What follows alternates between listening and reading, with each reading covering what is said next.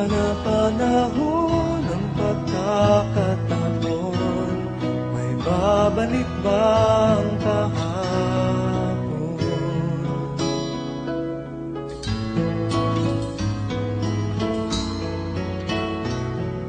Natatandaan mo pa ba nang tayong dalawa ay unang magkita? Panahon ng kamusmusan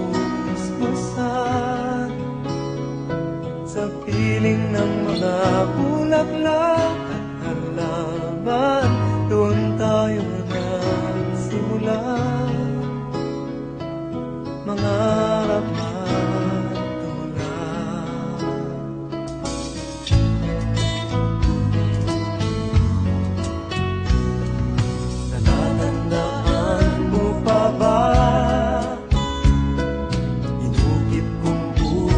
sa punong mangga at ang inalay kong gumamela,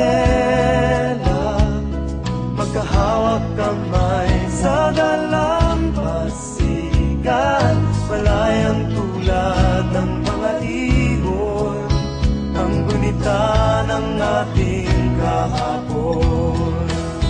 Ang mga puno't halaman ay kabiyak ng ating gunita sa paglipas ng panahon. Bakit kailangan ding lumisan?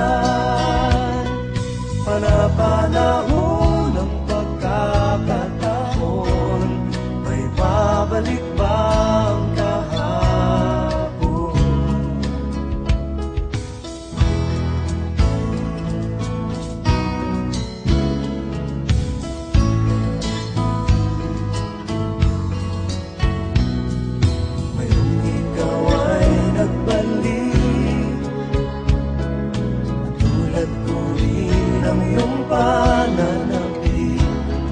Makita ang dating kanlungan, tahanan ng ating tula at pangalan.